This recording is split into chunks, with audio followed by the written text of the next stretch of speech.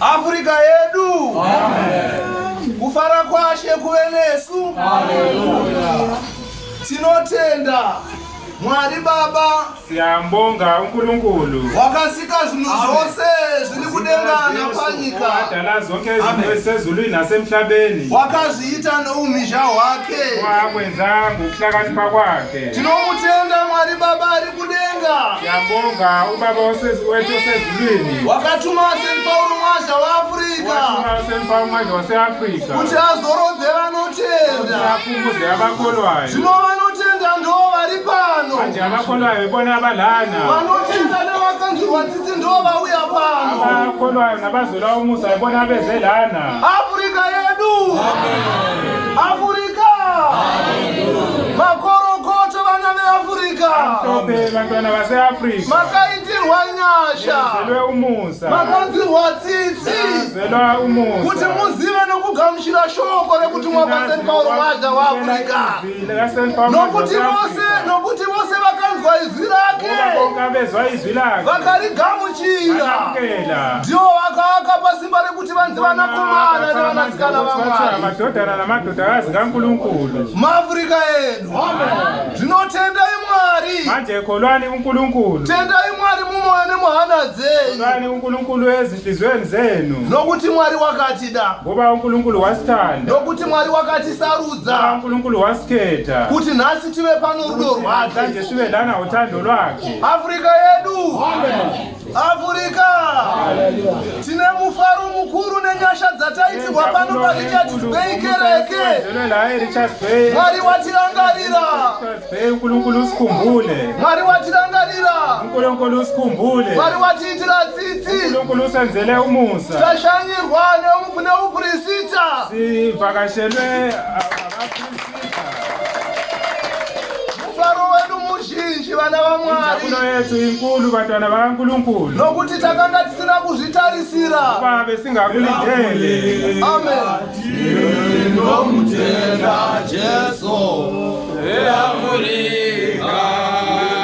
Tinomutenda Jesu. Afrika. Taungana tinomutenda Jesu.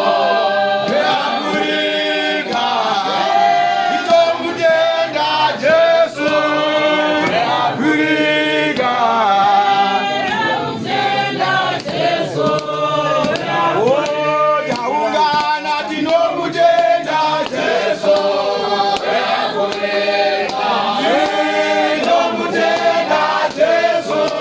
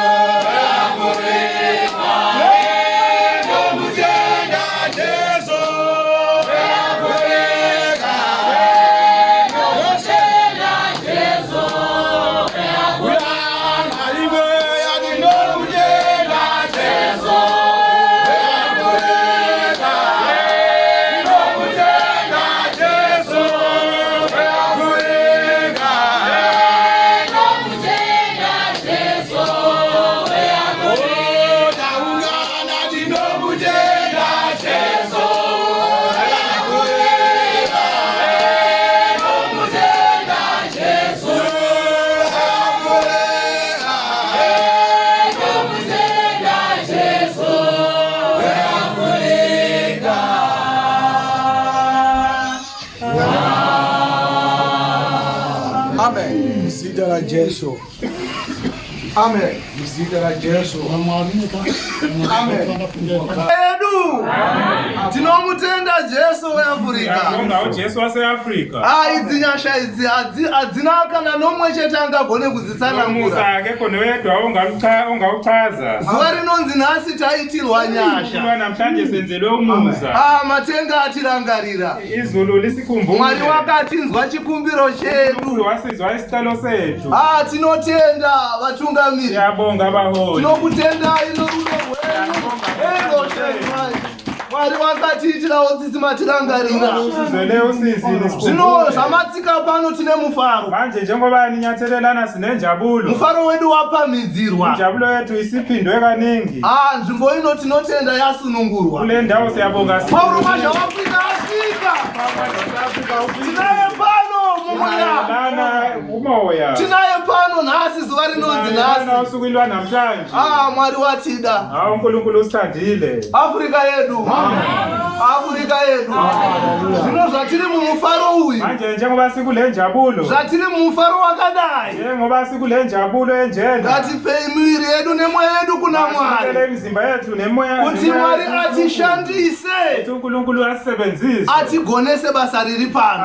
Enze siwazi lo msebenzi olana. Kuti matorongo ese ari nzvimbo ino. Kuti amajele onke akule ndawo. Makavharirwa mweya ino vanhu vanoda Mwari. Majelwe imoya yabantu abathanda uNkulunkulu. Kuti ose azaruke zuva rinonzi nhasi. Avuleke usuku lwa namhlanje. Varegedzwe vauye kuna Mwari. Vadedelwe beze kuNkulunkulu. Vasiye vamwari vavo. Vashiye izithixo zabo. Vauye kuna Mwari chiedza chipenye. uNkulunkulu kukhanya kukazimule. Shekina ivhenekere. Shekina ikhanyise. Shiloh apenye zvinamasimba. Shiloh akazimule okunamandla. Kuti shoko rakataura rikati evhangeri raJesu kumarudzi riitike munzvimbo ino. Jesu ezizweni lenzeke kule ndawo. Muafrika yedu. Muafrika. Tinofara. Siyajabula. Tinofara nenyasha dzakadai. Siyajabula ngomusa onjena. Ndiri kushayiwa mashoko ekutenda. Mwari wakatida uyu norudo rwaitwa nevatungamiri vari pakati pedu. Kurangarirawo vanhu vari kure kure sesu kudai. Muafrika yedu. Tinotenda. Siyabonga. Afrika yedu. Verenga. 2 Timoteo 1 kwaZiso. Paulo muApostora wa Kristu Jesu nokuda kwa Mwari nokuda kwechipikirwa cheupenyu huri muna Kristu Jesu kuna Timoteo mwana wangu unodikanwa nyasha nengoni norugare zvinobva kuna Mwari Baba na Kristu Jesu Ishe wedu ngazvive newe. Muafrika yedu. Haleluya. Tinofara. Siyajabula.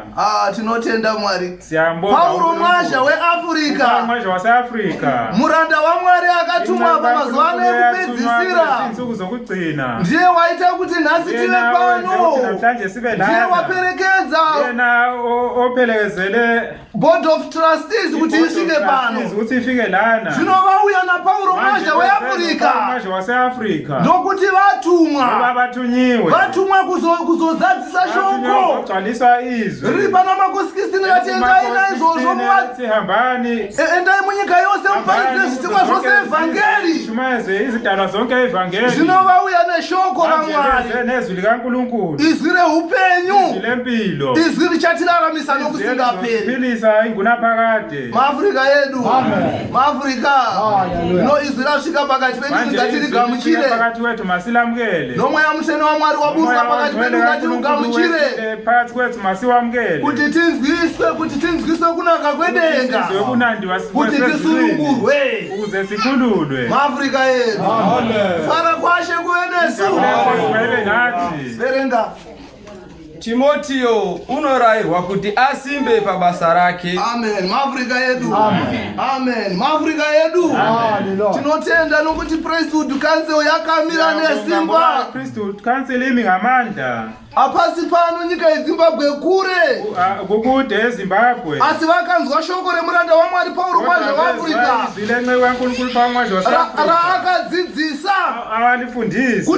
Kuti vasimbe pabasa iri. Vaqine kulomsebenzi. Kuti vazvipire pabasa iri. Zinikele kulomsebenzi. Amen. Vane dzimba. Vane zindlu. Vane mhuri. Vane mindeni. Vane misha inoda kuchengetwa. Efuna ukugcinwa. Asi vakasiya zvose nekuda kwevhangeri. Nokuda kwedu isu tiri pano paRichards Bay. Vauya kuzotibatsira. Vauya kuzovaka muviri waKristu Jesu. Kuti nzvimbo ino isunungurwe. Kuti vari nzvimbo ino vagamuchire ruponiso. Kuti kana vazofa mune ino nyika vazopinda masabata epamusoro kudenga. MaAfrica edu. MaAfrica. Tinomutenda mambo Jesu. Tinomutenda changamire mambo Jesu. Mutakuri wemhosva. Watwala izono zetu. Watati naiko kufa kwakakomba takapiwa upenyu. Tapiwa impilo. Ndiye wavasvika naye pano. Yena vafike naye lana. Ndiye watinaye pano. Yena esinaye lana. MaAfrica edu. Amen. MaAfrica. Verenga. Ndinovonga Mwari wandinoshumira sabadziteteguru angu nehana yakachena kana ndichiramba ndichikurangarira pakukumbira kwangu usiku namasikati ndichishuwa zvikuru kukuona ndichirangarira misodzi yako kuti izadzwe nomufaro. MaAfrica edu. Africa yedu. Muchiona bishop. Nibona bishop. Bishop ngoni mwaZha vagerapo. Ngoni mwaZha eshelilana. Chinhu chavanorangarira mumwoyo mavo. Ibasa rakatumirwa sePauro mwaZha waAfrica. MaAfrica yedu. Vakaona mweya vanhu vese vanoda Mwari ava. Moya yabantu bonke abafuna uNkulunkulu. Ndiyo yavafambisa kuti vasvike pano neBoard of Trustees. Nokuti vanotishuva negodo. Kuba bayasifisa. Vanotida. Bayasithanda. Vanotida nokusingaperi. Vanoda kuti tisvike munyika inouya munyika yaEmanuel. Izwe likaEmanuel. Ishe Jesu ari muponesi wedu. Jesu Kristu umsindisi wedu. Kuti vadzadzise shoko rakataurwa nemuranda waMwari sePauro mwaZha waAfrica. Achiti muchanditenda kudenga. Muchiti tinokutendai mudzidzisi makaita basa. Munyika isingagume. Muparadiso tichikudza Mwari. MaAfrica yedu. Kupera kwashe kuenesu. Haleluya, Hosana. Jesu. Amen. Hosana. Ishembe. Moshene Hosana.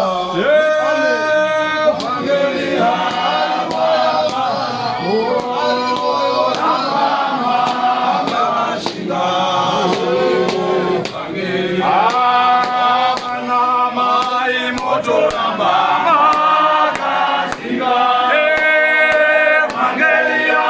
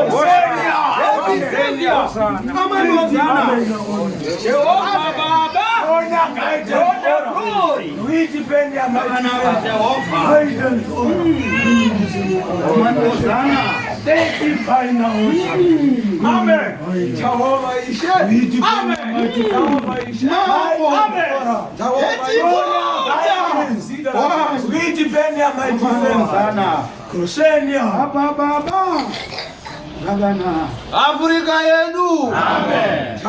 Mabishopi motoramba makashinga nevangeli ya Mwari. Vafundisi motoramba makashinga nevangeli ya Mwari. Zokuti vaprofita vadzidzisi vakafira Jesu varipo pamwe na Kristu. Afrika yedu. Kunyangwe zikarema. Satai pampendera nguo yake. Kusamuregedza. Kusika makunda Afrika yedu. Nokuti Jacob wakabata mutumwa wa Mwari. Akati andikuregedze kusika wandinopafadza. Nesu mabishop ngati pana Paulo mwasha wa Afrika. Kusika takunda Afrika yedu. Afrika yedu. Kuna mata kunorwadza. Kutsandaza kunzima. Kuna mata kusinyore. Kutsandaza kukolula. Kuna mata kwakaurayisa vazhinji. Kutsandaza kwabulalisa abaningi. Kuna mata kwakavengesa vazhinji. Kutsandaza kwazondisa abaningi. Asi vose vakatenda kushandira Kristu Jesu. Vuma kusebenzela uKristu Jesu. Corona vanayo. Umqhele banawo. Afrika yedu. Amen. Anditi taimba tikati shinga pizza. Kuina pizza. Shingirira. Goreba mchinjikwa. Uzamara waiwana. Corona yashe. Ukashingirira. Goreba. Haleluya. Uzamara waiwana. Corona. Afrika yedu. Amen. Corona yashe. Umqhele wenkosi. Inowanikwa nakamira pamuchinjikwa. Inowanikwa nakazvipira basa remuchinjikwa. Afrika yedu. Vakatenda kuti Paulo inhume. Afrika yedu. Akatumwa naJesu. Watunywa uJesu. Akatumwa kuzorodza vanotenda. Zopumuza vakolwayo. Afrika yedu. Kana pane vasati vazorodzwa nhasi panguva yakwana. MuZimbabwe nguva yakwana. Afrika nguva yakwana. Kuti nhasi masvingo eJeriko reupenyu hwako wawire pasi. Afrika yedu. Paukanzi haupindi nhasi unopinda. Paukanzi hauendi nhasi unoenda. Afrika yedu. Tiri pabasa rekuponisa. Basa rokuponisa wedu Jesu. Afrika yedu. Verenga. Kana ndichiramba ndichikurangarira pakukumbira kwangu. Amen. Usiku na masikati. Amen. Ndichishuva zvikuru. Amen. Kukuona ndichirangarira. Amen. Misodzi yako kuti izadzwe nomufaro. Afrika yedu. Amen.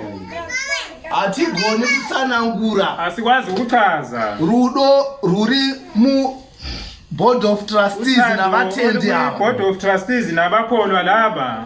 Havana chimwe chavanorangarira chinopfuura kuona chechi ine rugare nemufaro. Chechi ine njabulo nokuthula. Muafrika yedu. Vanotochema misodzi. Vayakhala izinyembezi. Vanoshayiwa hope. Vayaswela ubuthongo. Vachinzwa kuti basa raMwari harisi kufamba zvakanaka. Muafrika yedu. Nokuti pavakagamuchira shoko. Avamukela kona izwi. Shoko rekuti Paulo inhume. Nokuti uPaulo wathunywa. Ndopakatangira hondo. Ndipo kwaqala kona impi. Muafrika yedu.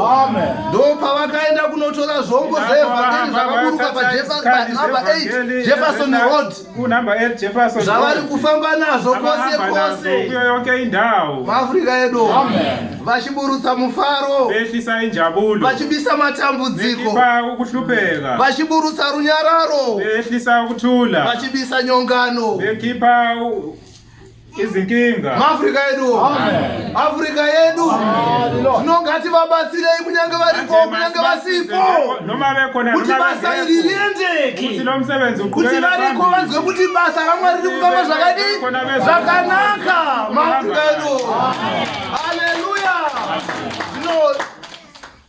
tiri mumufaro sisenjabulweni Ishe Jesu wakatida vana vaMwari Jesu yasithanda abantu baNkulunkulu vashoma vakaitirwa favor inenge ana benzelwa ifavor ifana nalena muAfrica yedu vakatenderera muno muSouth Africa vajikele vahambe yonke iSouth Africa nasi vari muno muKZN namhlanje valana eKZN mune mamwe makereke arimo kona amanyama abadla asi khona Richards Bay yasarudzwa kodwa Richards Bay kuti isunungurweka tinotenda Mwari haleluya tinotenda Mwari haleluya tinotenda Mwari haleluya haleluya haleluya haleluya haleluya tasanganiswa tinotenda Mwari haleluya tasanganiswa tinotenda Mwari haleluya tasanganiswa tinotenda Mwari haleluya haleluya haleluya haleluya haleluya tinotenda Mwari haleluya tinotenda Mwari haleluya tinotenda Mwari haleluya haleluya haleluya haleluya obrigado Senhor haleluya obrigado Senhor haleluya obrigado Senhor haleluya haleluya haleluya haleluya haleluya obrigado Senhor haleluya obrigado Senhor haleluya obrigado Senhor haleluya haleluya haleluya haleluya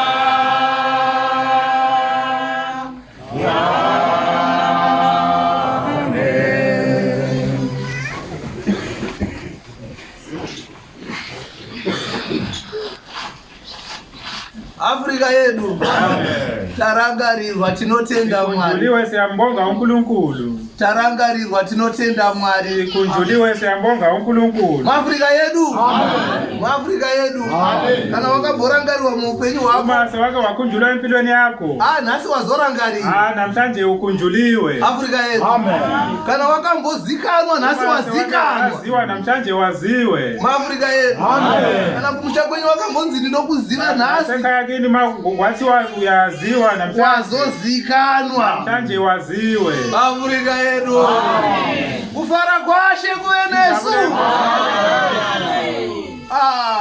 tiri kuona umambo hwekudenga ona ubukosi basezulwini tiri kuona ushe hwaMwari panyika ona ubukosi baNkulunkulu emhlabeni Mwari waburuka panyika uNkulunkulu wehlile emhlabeni akazova munhu kuvanhu aba umuntu ebantwini akavadira mhamba redu pamuchinjikwa maAfrica edu zvino mufaro uyu atina mumwe wekuchaupa inja kule njena kukomnya singamupa takutongomupa miviri yedu nemweya yedu sesimupa mizimba yetu nemoya yetu kuti chive chibayiro chisene ukuthi kube into engcwele. Anditi mumwe azemba akati zvose ndinoshanda pano omunye waqule wathi konke ngiyasebenza lana zvikufadze tenzi ukujabulise Nkosi zvindipewo namanyemwe ekudiwa newe ungiphe ukuthi ngithandwe uwe imba mumoyo mako cula enhlizweni yakho moyo mako ngamuimbe iyoyo enhlizweni yakho makuculele kuti zviri kuitika panapa ka ukuthi lokho kwenzeka lana zvifadze moyo wako ujabulise enhliziyo yakho zvirege kukanganisa asi zvikunakire kodwa kube mnandi kuwe maAfrica edu amen pinda mushoko kuti ndizadzwe nemufaro amen ndichiyeudzwa kutenda kusinganyengeri kuri mauri amen kwaimbogara muna mbuya vako varoisi amen nemuna mai vako vajuniki amen pandinoziva kwazvo kuti kunogaravo mauri amen maAfrica edu amen rudo rwake Jesu uthando lwakhe uJesu kana rwagara mumunhu mali uhlala kumuntu anditi vanhu vanoverenga mabhuku ekutumwa kwaSaint Paul mwaja waAfrica incwadi zokutumwa kwaPaul mwaja waseAfrica hanzi nemuranda waMwari wathiwa inceku kaNkulunkulu ndakaona Bishop Arajuru wabona uBishop Arajuru achigadzisa zvido zvavatendi kulungisa izintando zabakholwayo maAfrica edu amen ndo vaitaurwa vari pano uyena ndowaitiwo ugani Africa yedu vauya pano zvino tinoziva mukati umu vanhu vane zvifiso sifuna kuti zilungiswe maAfrica yedu zvino ndo zvido zvebasa raMwari izona zifiso zemsebenzi kaNkulunkulu kuti vaprofita vaite basa kuti abaprofeti benze umsebenzi vadzidzise veshoko vadzidzise kwazvo bezwi bafundise kakhulu vana mai veruwadzana vanoita basa rechinyama kuti vaite kwazvo manyano wabenza umsebenzi wabo bawenze kahle maAfrica yedu ndo zvakatumirwa Saint Paul mwaja waAfrica Saint Paul mwaja waseAfrica ndo zvaita kuti nhasi tive navo pano kuti namhlanje sibe nabo lana maAfrica yedu haleluya havana kungouya vauya nazvo abezanga nje beze nakho zvavakadzidziswa abakufundiswa zvavakaziviswa abakuchelwa zvavakapiwa umuranda waMwari Saint Paul mwaja waAfrica Africa yedu kana tavaona tinoziva kuti muranda waMwari wasvika kana tavaona tinoziva kuti nhume yapakati pedu kuti watunywayo pakati kwetu maAfrica yedu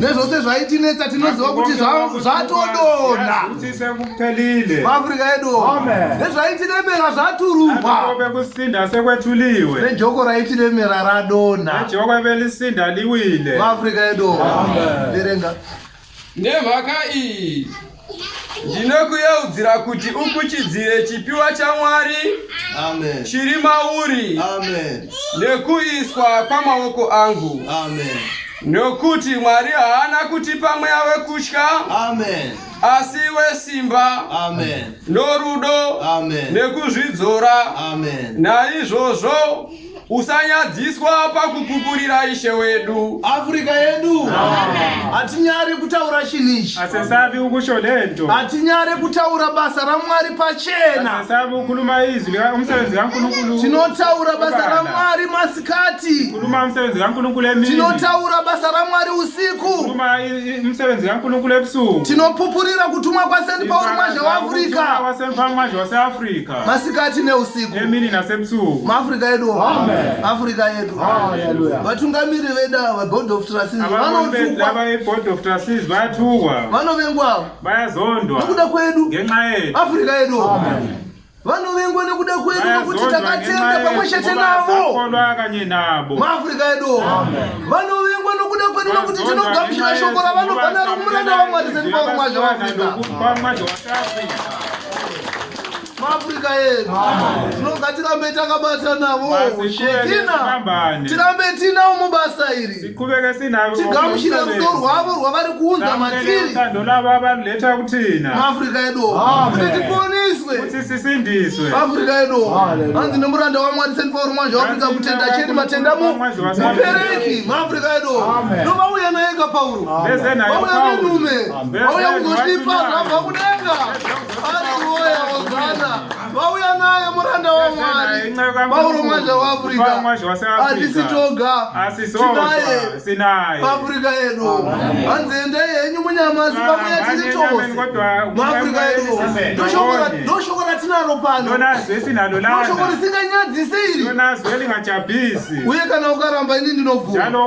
Kuti ari pano St. Paul mwanzo waAfrica. Ukona pakati wetu pano mwanzo waAfrica. muAfrica yedu. Makabo 164. Je baba zitarire zuzizizabo izotose zasangana imbere kwako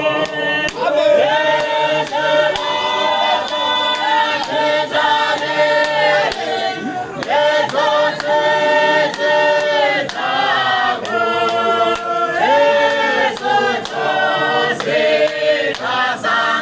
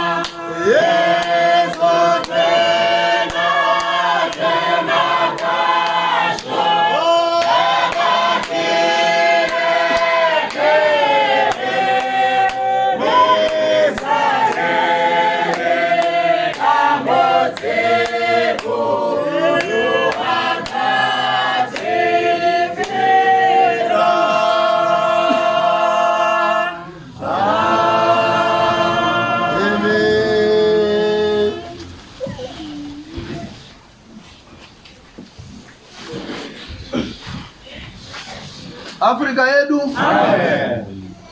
Afrika. Hallelujah. Ishe baba titarire nedzotsi dzako. Kosi sibheke ngomusa wako. Maafrika yedu. Kana Mwari atitarira nomufaro wake. uNkulunkulu esibheka ngenjabulo yakhe. Zvose zvakanga zvanyorwa zvinopesana noupenyu hwedu. Kubhaliwe ukupambana neimpilo zethu. Nezvose zvakanga zvarongwa nomuvengi. Konke kwakuhlelwe isitha. Zvinobva zvaparadzwa. Kuyashabalaliswa. Maafrika yedu. Verenga ugara yako pasi. Naizvozvo usanyadziswa nokupupurira Ishe wedu. Amen. Kana ini musungwa wake. Amen. Asi utambudzike pamwe chete neni. Amen. Nekuda kweivhangeri nesimba raMwari. Gara kupasi. Maafrika yedu. Amen. Tinotenda Mwari. Siyambonga uNkulunkulu. Kana amboimba ngati tinotenda Mwari. Wonke wacula wathi siyambonga uNkulunkulu. Tinotenda Mwari watuma Paul mwazha wa Siyambonga Afrika. uNkulunkulu wathuma pamazwe waseAfrika. Ndisu vanhu tiri kutenda. Thina abantu esikholwayo esibongayo. Ndisu vamwe vari kutenda. Thina abanye ababongayo. Kuti Mwari watirangarira. Uthi uNkulunkulu usikhumbule. Uye Mwari watinzwira tsitsi. Njalo uNkulunkulu usenzele umusa.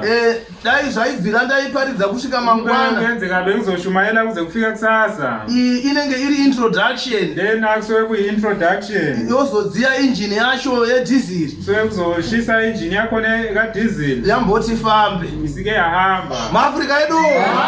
Haleluya. Tanga tisati tavhura magwaro. Nesingakazivuli izincwadi. Tanga tichazovhura. Nesisazozivula. Maafrika yedu. Kufara kwashe kuve nesu. Zvatakazvarirwa izvi. Lokhu esakuzalela. Ndozvatakadaidzirwa musangano raVAAPOSTORA vaAfrika. Kuti tiparidze kukosha kwezita raJeso. Nokushamisa kwekuponisa kwake. Maafrika edu. Hatina rimwe basa. Hatina chimwe chatinoramira panyika. Tinoraramira shoko raJeso. Tinoraramira shoko roruponiso. Tinoraramira kuponiswa neshoko raJeso. Maafrika edu. Kufara kwashe kuve nesu. Mwari aropafadze kusabada marake nono.